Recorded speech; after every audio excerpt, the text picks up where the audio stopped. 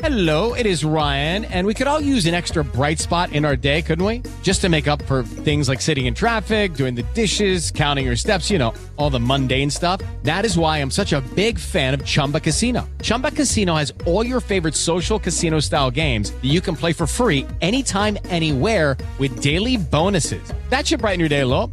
Actually, a lot. So sign up now at ChumbaCasino.com. That's ChumbaCasino.com. No purchase necessary. VGW Group. Void where prohibited by law. See terms and conditions. 18 plus.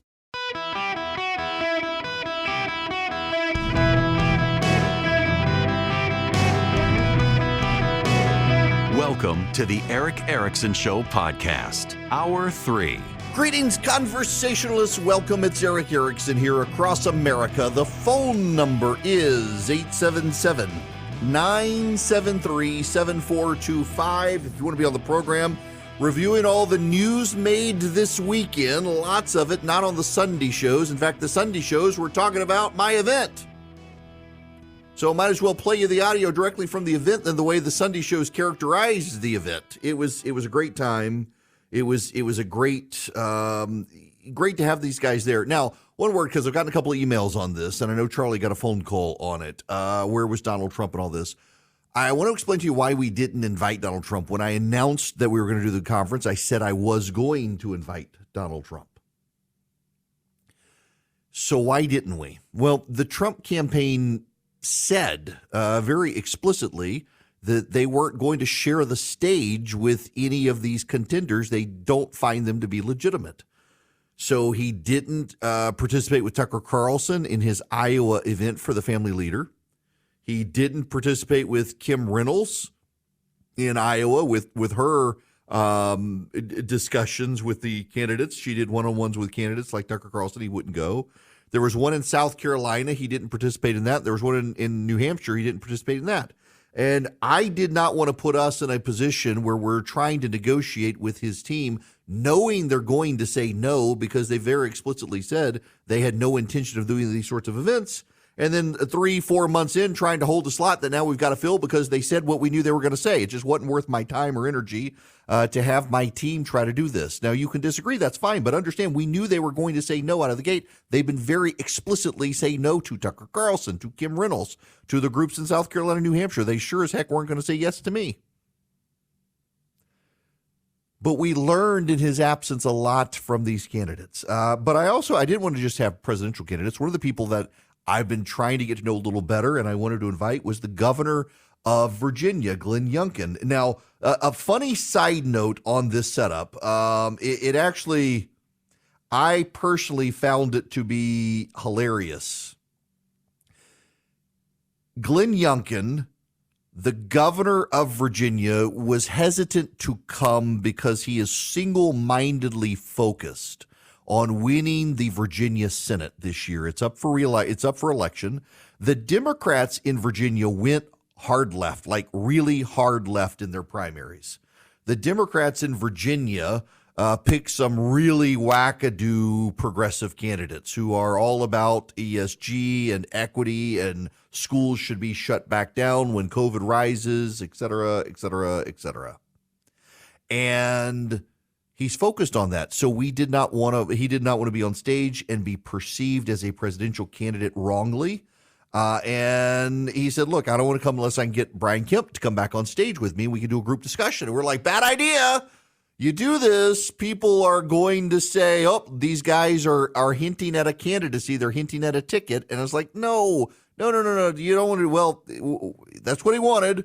That's what he did. And I'm glad we did it because there were some fantastic moments on stage. The interaction between Youngkin and Kemp, we closed out the event. It was a hit. Let me play you some of this interaction. No, we do. And it's, I think, also an opportunity to really re-emphasize the fact that in a state like Virginia, which really is a microcosm for the country, we have a huge group of independent voters that we have to win in order to win elections on a statewide basis.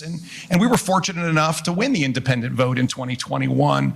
But we got to go back and win it again. And when the Democrats have their primaries and they basically throw out everybody everybody who's reasonable and replace them with folks who are extreme, it only furthers our argument. And when they block bills, and this last legislative session was just a perfect example of where they stand. I put in a bill that basically says if you're a fentanyl dealer and you deal fentanyl to someone and they die, we should be able to charge you with a felony homicide. And they voted it down. They chose dealers over victims. And I put in a bill that said if you're a family and your child wants to open a social media account, that child who's under the age of 18 has to get parental approval in order to do that. And the social media company can't harvest your data and sell it. They voted that down and said, no, we're gonna side with social media companies over families.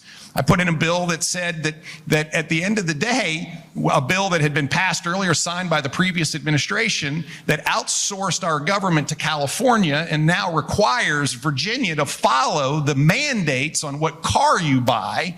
So in 2024, Virginians will have to start buying electric vehicles based on California's decisions. I think that Virginians should make this decision, not California. I mean, at the end of the day, the last place Virginians want to be is California because they're all moving to Virginia. But they voted that down as well. And finally, last year, we were fortunate enough to convince everybody, even in a bipartisan way, that Virginians were way overtaxed. And we had a $4 billion tax relief package that we got done, 4 times anything that anybody had ever seen in Virginia. And we ran another $5 billion surplus this year. So I've been fighting to go back for more tax relief. And of course, the Senate Democrats don't want any part of it. So the reality is that while we have found ways to navigate, I believe, very importantly, tax relief and reducing regulations and empowering parents and standing up for law enforcement, I have this battle every day with folks who really are extreme. And I think what we'll show in November is that not just Republicans, but independents and a lot of Democrats are tired of the extremism of the far left and will, in fact, elect a majority House, a majority Senate that are Republican and allow us to continue to accelerate the progress that we're making. So you listen to this, makes you feel good to have a House and a Senate with Republicans in control? Yeah, I'm just thinking about we already did all that.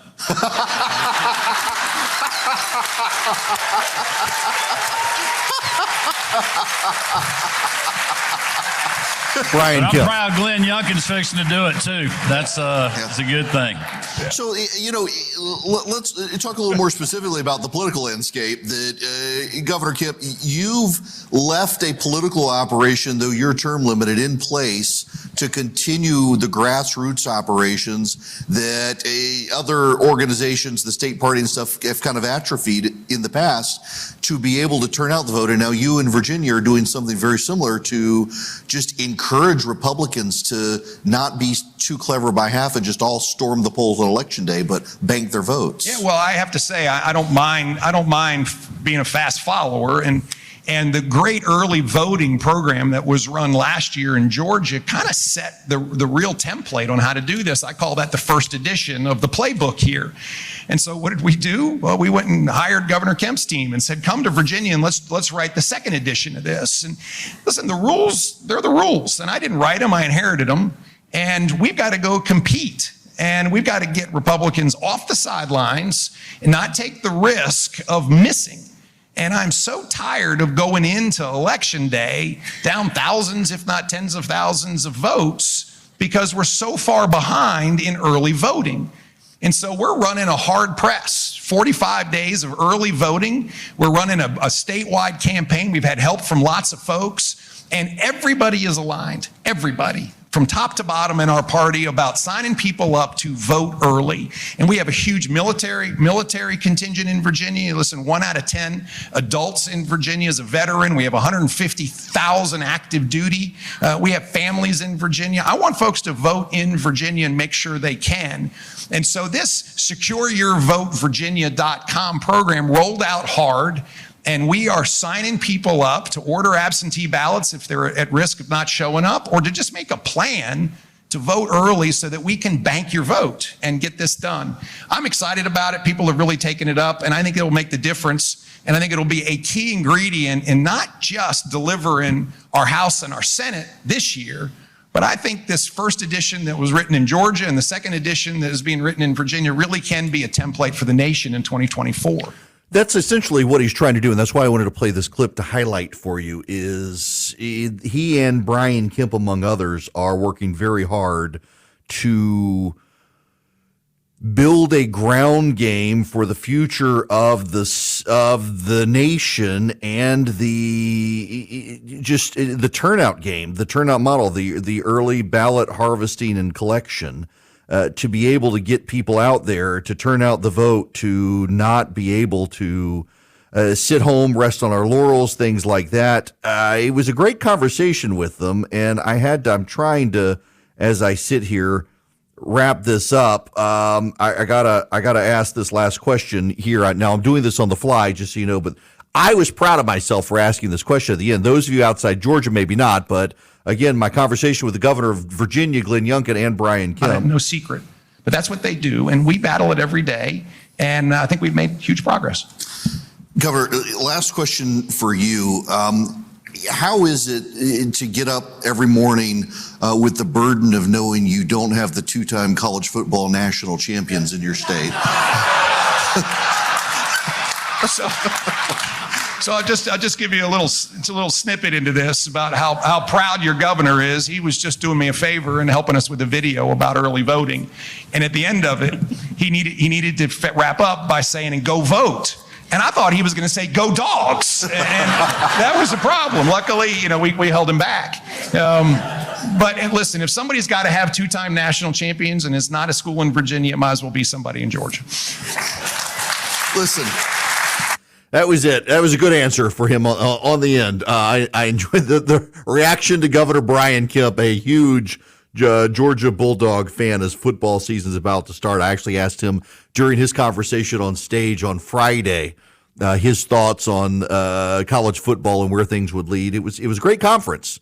We assume we will do it next year, and here's why.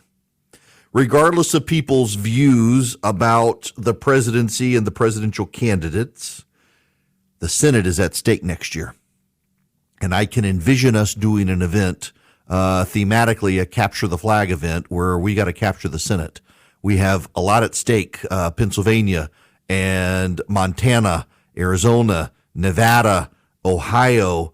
We've got seats in Florida and Texas that are presumed to be vulnerable. I don't know that they actually are. We've got a Virginia seat as well that's up for grabs, that it might be possible. We've got real opportunities to flip the U.S. Senate next year if we play our cards right and get candidates. And I can just see us having an event where we, regardless of how the presidential race lands, and we'll leave a slot for the top of the ticket, regardless of who it is, but we need to rally the flag to capture the flag of the United States Senate and pick up the House and expand seats in the House. And there's a good opportunity, I think, for us to do that next year. We had kind of gone into this conference resigned to the fact that this is probably the last one we would do because it is so all-consuming, but it just seems like it's a natural fit, and nobody else in radio rallies their audience to get them together in a room to see these leaders. And I don't know that there actually is anybody in talk radio these days who has the credentials to be able to do something like this and the street cred with these sorts of candidates to get them in the room. So I guess we may consider doing one again next year. If you want to see the individual conversations that happened over the 2 days, if you text ERICK, E-R-I-C-K, to the number 33777, I'm going to send you back a lot of links. The very top link will be to the individual interviews. You click the link, you'll go to YouTube, you'll see the individual interviews. You can pick the ones you want to watch. They're ad-free. Well, I don't know. On YouTube, they embed ads, but like you can see the continuous conversation, I think. And they're good conversations. We learned a lot from these candidates because we weren't consumed with talking indictments and the former president, and you actually learned where these candidates stood on the issues. So check them out. Text ERICK to 33777. And the elephant not in the room, Donald Trump. Yeah. The election's held tomorrow. He's the nominee. CNN is beginning to freak out about that. Wait until you hear the audio that happened this morning on CNN. I am a small businessman. The company that I run for my radio show, it's a small business. I've got employees. I don't have HR. You may be in that situation, and you may really need HR. Well, You may want to talk to Bambi. When running a business, your employees can create all sorts of interesting situations and they could get you in trouble. What happens when two employees are squabbling? One of them smells bad all the time. What do you do? How do you navigate the rules? With Bambi, you get access to your own dedicated HR manager starting at just $99 a month. They're available by phone, email, real-time chat. Onboarding and terminations run smoothly. Team members reach peak performance. Your business stays compliant with changing HR regulations. Let Bambi handle your employees for you. Their HR autopilot automates important HR practices like setting policies, training, and feedback. Listen, you want U.S.-based HR managers who give you experience, expertise, a personal touch you need to make it seem like they're a part of your team. They could cost $80,000 a year, but Bambi starts at $99 a month. Schedule your free conversation today to see how much Bambi can take off your plate. Go to Bambi.com right now. Type in Eric Erickson under podcast when you sign up. It'll help you. It'll help your company grow. It'll help you keep peace of mind. It's spelled B-A-M-B-E-E. BAM, B-E-E.com. Bambi.com. Type in Eric Erickson. Welcome. There is a media freakout happening because of the polling. You know, if you've listened to this program, you know I'm not a big fan of the former president, but I've also been saying he could beat Biden, particularly if the economy does go into a recession towards the end of this year. There's a real path to victory. There's a real path to victory for the president. It matters greatly.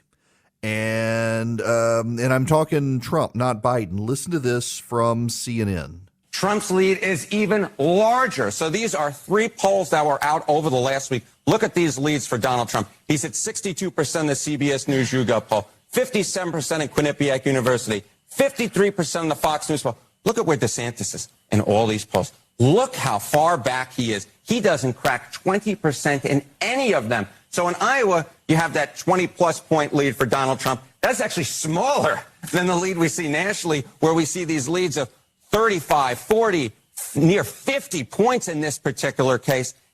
Of course, the primary is one thing. If Trump wins the primary, can he go on and win the general election? And we've had three polls that have come out over the last week here. And I want you to take a look at how close this race is at this particular point. Granted, the general election is over a year away. The largest lead for Joe Biden is just 3 points within the margin of error. No clear leader. Look at these. 1 point, 1 point. If you go back at where we were at this point 4 years ago, Joe Biden's lead was high single digits to low double digits. This is significantly closer than where we were 4 years ago. So this idea that Donald Trump can't win the general election, I want you to lose that idea. This race is very, very close, and Donald Trump is polling better right now than basically at any point during the entire 2020 cycle. After foreign. Now, part of this is, of course, CNN's trying to freak out its progressive listeners or viewers, just so you understand that. They're raising the red alert saying, whoa, whoa, whoa, whoa, whoa, whoa, this race. But it's not. It's not. I mean, look, you've got this. Fox News is the worst performer for Trump, and it kind of has been. Biden 44, Trump 41. Quinnipiac, Biden 47, Trump 46. Marist of Biden 47, Trump 46. They're not brilliant pollsters. They're about a B. They're not an A. But even the A pollsters show this as well. This is going to be a very close race. It is a race where Donald Trump himself could win it. The question, though, is how alienating and brutal the Republican primaries are. That's going to matter, too. That's going to matter. Americans for Prosperity is working to turn as many people out as possible in the primaries and the general. They're doing a door-to-door campaign. They're also out there educating American voters about Bidenomics. They're doing a big bus tour. The Reignite the American Dream bus was at the gathering on Friday and Saturday. It's going around the nation, educating voters about the Biden agenda and how we can wrestle the agenda away from Biden and bring it back to conservative hands.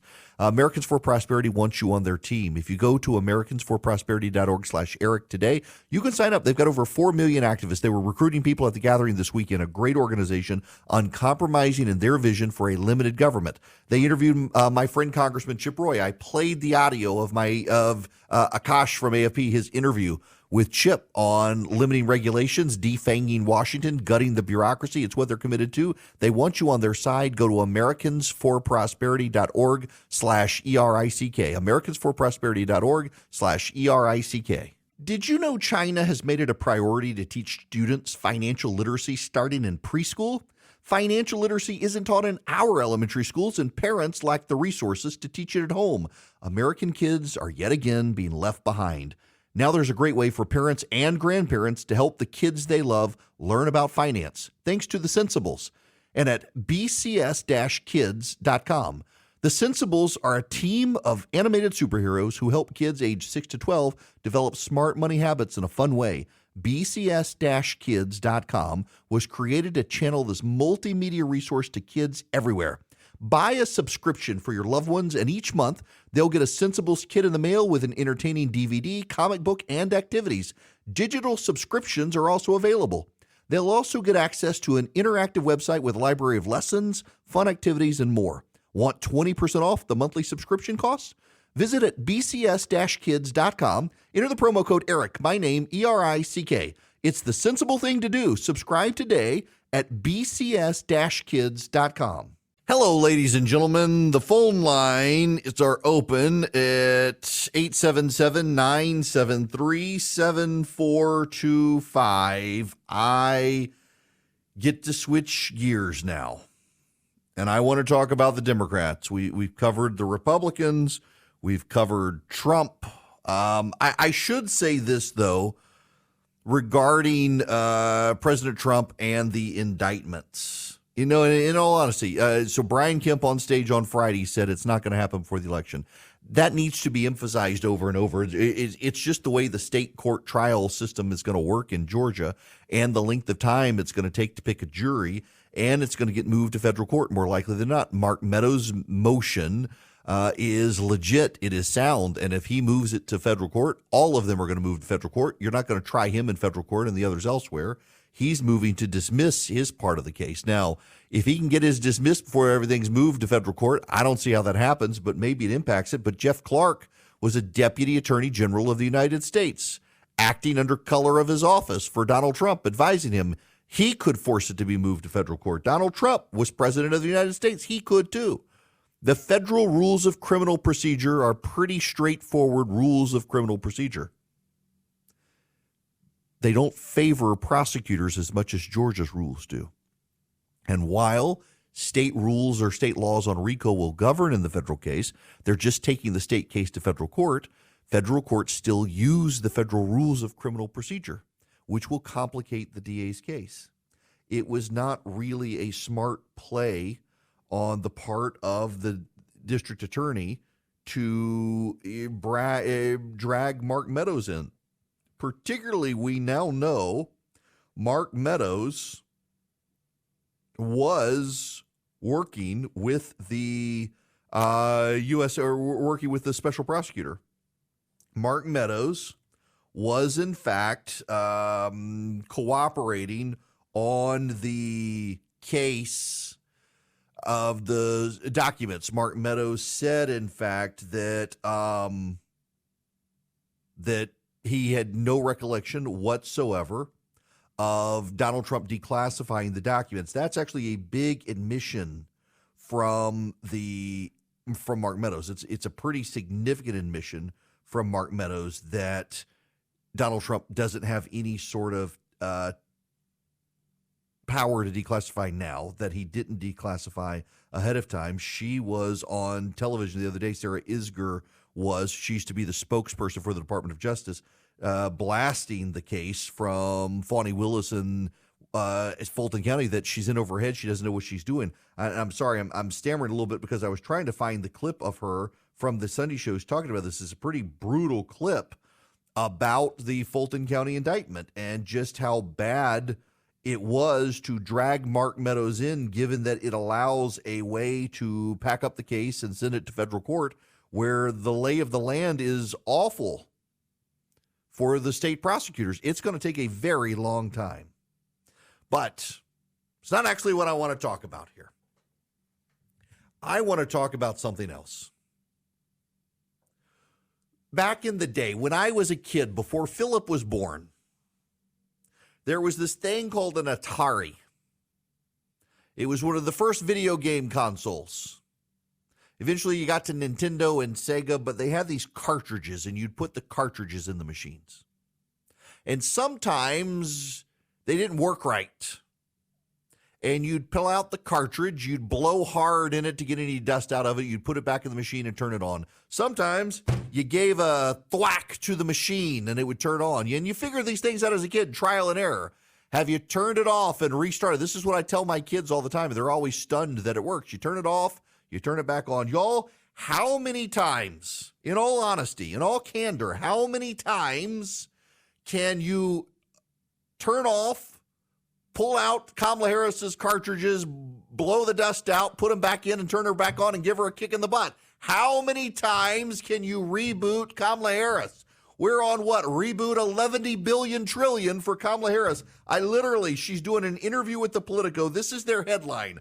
I can't get into people's heads. Thank God for that. Kamala Harris tries to reshape her public image ahead of 2024. I don't know if that's a Willie Brown reference or not. We'll presume that it's not.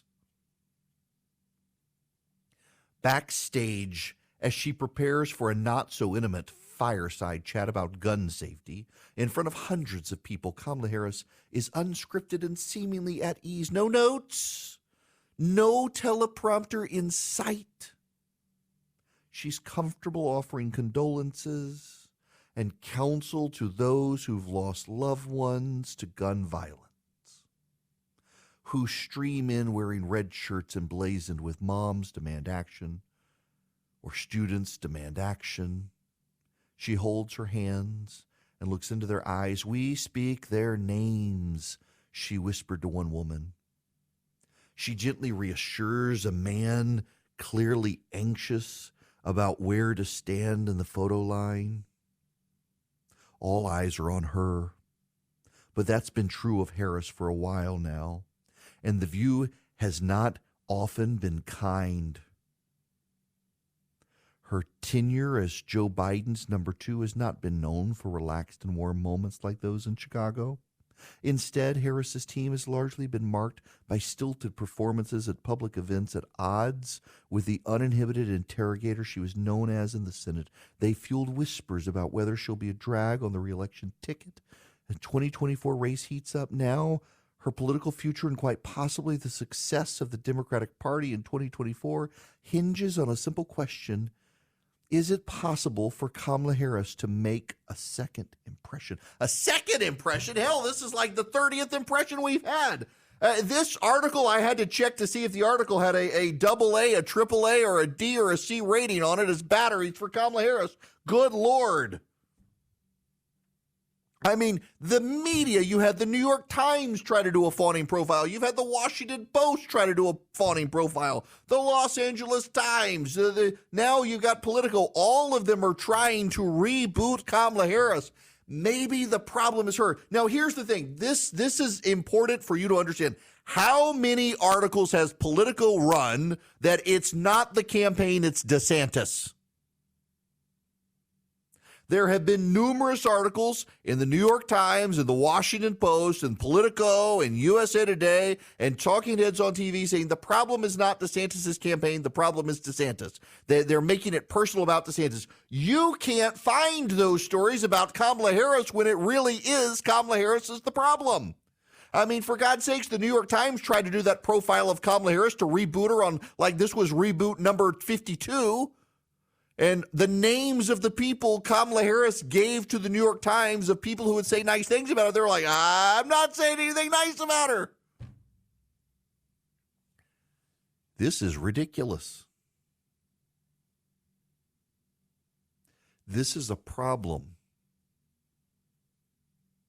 This is a real problem for the Democrats. Kamala Harris is simply not a good candidate.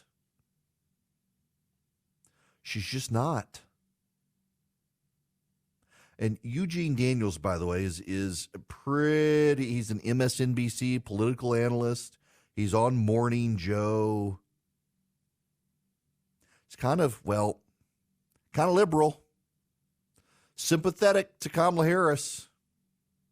He does his best, but it's not really enough. For Harris, it's a question that fundamentally misunderstands the point. In her mind, she's the same person she was when the prevailing narrative of her was that as a star prosecutor, a Senate political talent, and even the future of the Democratic Party. You could have followed me around Iowa ahead of 2020, Harris told Politico in one of 2 exclusive interviews. You would have seen the same thing 4 years ago. It's always who I've been. So I can't get into people's heads about why they characterize things as being one way or another. It's not as though I've just found myself. I've always been here and never went away. But privately, former and current aides acknowledged that her focus at the beginning was on making sure it was clear she was on Team Biden. She spoke in legalese, often seemed cautious, and struggled to find issues that highlighted her talents. They privately and sometimes publicly admit the first year and a half was rocky. Now, there's a hope. The rockiness may finally be behind them. And there's a concerted effort underway to ensure that she not only has the support she needs from the White House, but that the broader public can see the side of her that they believe has been overshadowed by the toxic elements of D.C. To that end, her aides are trying to remind the public of that person, in part by inviting reporters to witness her behind the scenes. Oh, good Lord. People have seen her behind the scenes. The problem is they don't like her. How hard is this? She's not a likable person. Hillary Clinton was not a likable person. I've got to tell you, in my humble experience as someone who's been in politics for some time,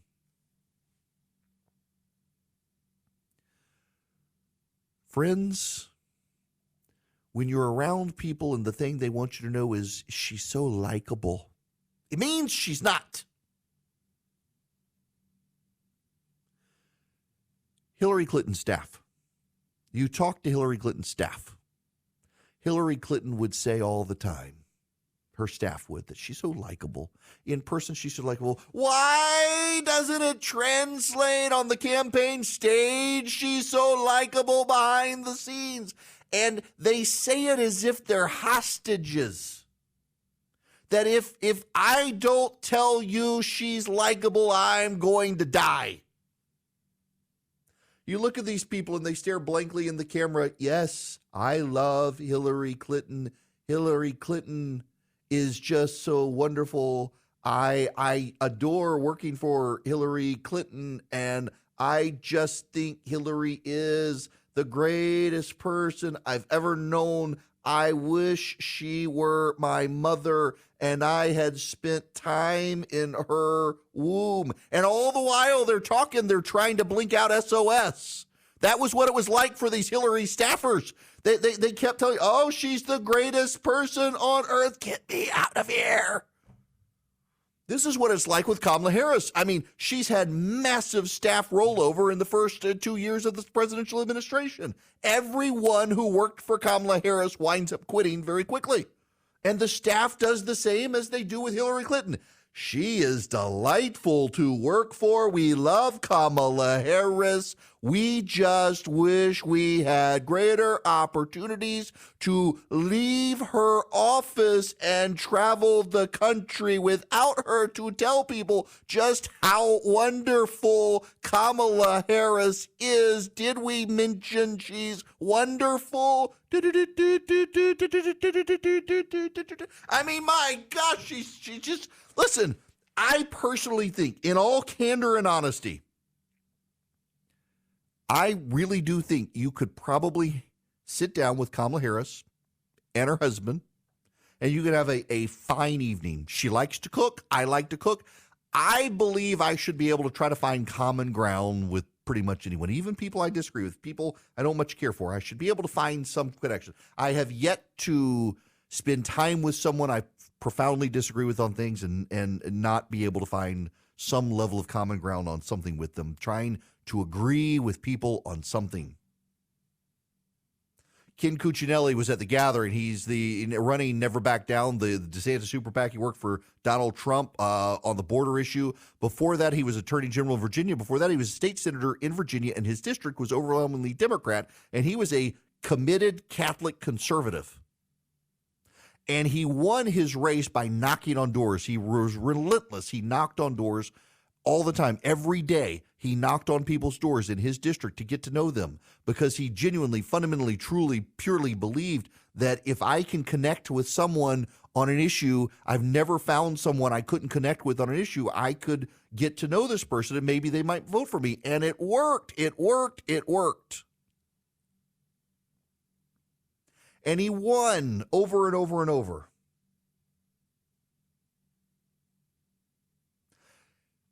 I'm sure I could sit down and have a good, fun conversation with Kamala Harris.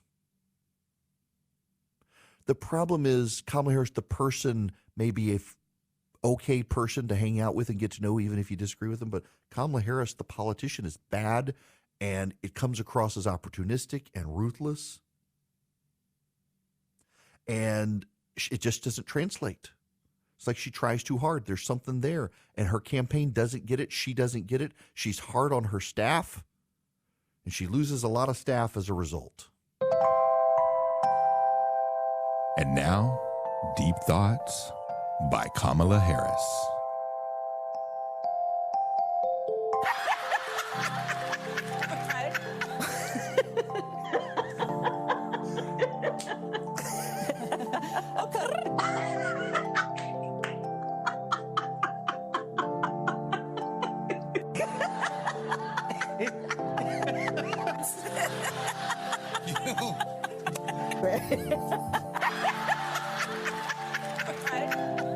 That was Deep Thoughts by Kamala Harris. Just on that, if you text Eric to 33777, I'm going to send you back a lot of links. You can follow me around social media. Philip got my iPhone, and while I was on stage with candidates, as others were coming on stage, he was asking them non-political questions, which was they were pretty funny. People began referring to it as the stolen iPhone content. You can see those if you follow me on Instagram, and if you text Eric, ERICK, to 33777, you get the links to follow me on Instagram and YouTube and Facebook and Twitter. I guess I'll add in Threads. Apparently, Threads is adding a desktop support this week. I haven't used Threads in about a month because I use my web browser. I don't want to use my phone all day. But if you text Eric to 33777, the very first link that you're going to get back is a link to my page on YouTube, and we've got each individual interview up there in high definition quality for you to be able to watch at your leisure the substantive questions answered by all the people on stage. One thing I want to call your attention to, it is the most talked about thing that happened on stage. We did a panel discussion on parental rights. My buddy Greg Mueller, who he and his team at CRC Advisors helped us so much do this conference and pull it off, he's the one who suggested. I hadn't even really thought about it. He came up with it, and he says, you should do something on parental rights. It's like, okay, let's do something on parental rights. And we did a 45-minute discussion on parental rights and education and how so many school boards, they kind of hide when they're up for election. They don't aggressively campaign. The teachers' unions keep it very quiet in some states, in fact. And so nobody participates. Nobody gets involved. Nobody shows up to fight. And it's a new front for conservatives to battle on. And it was a great discussion. It was so buzzed about. In fact, I had to teach a Sunday school class yesterday. Literally got up at 5 a.m., went to bed at 1 a.m., got up at 5 a.m., and drove home about 7:45, 8 o'clock in the morning, got home, had a cup of coffee, went down and taught a Sunday school class, and I got there, and they were all talking about the parental rights panel more than any of the candidates. They were talking about that panel. That's on YouTube along with everything else. You should really watch it for yourself. It was a great discussion. But all the candidates, the exchange with Brian Kemp and Glenn Youngkin is there. Thank you to all of them for coming and to all the sponsors as well. The one we reached out to several of the tech companies, Meta, parent company of Facebook. They were willing to sponsor, and they were going to bring somebody to sit on stage and let me grill them on our differences of opinion. And they said, you know what? You're going to do so many presidential candidates. Don't let us overshadow it. Here's our money, and you do your conference. They were very gracious to us, and I just wanted on the record that they were the one tech company that didn't turn us down and said, we don't even need a stage presence. We're just happy to help. even if we disagree on stuff. And we do, but they were very kind. So thank you to Meta, Americans for Prosperity, Heritage. So many came forward, stepped up, helped us. Governor Brian Kemp's Hardworking Americans PAC was our co-host for it. It was a great event. The news returns tomorrow. Joe Biden's aliases. Yeah, we need to talk about those. Lucky Land Casino, asking people, what's the weirdest place you've gotten lucky? Lucky? In line at the deli, I guess? Aha, in my dentist's office. More than once, actually. Do I have to say? Yes, you do. In the car before my kids' PTA meeting. Really? Yes. Excuse me, what's the weirdest place you've gotten lucky? I never win and tell. Well, there you have it. You can get lucky anywhere, playing at LuckyLandSlots.com. Play for free right now. Are you feeling lucky? No purchase necessary. Void where prohibited by law. 18+. Terms and conditions apply. See website for details.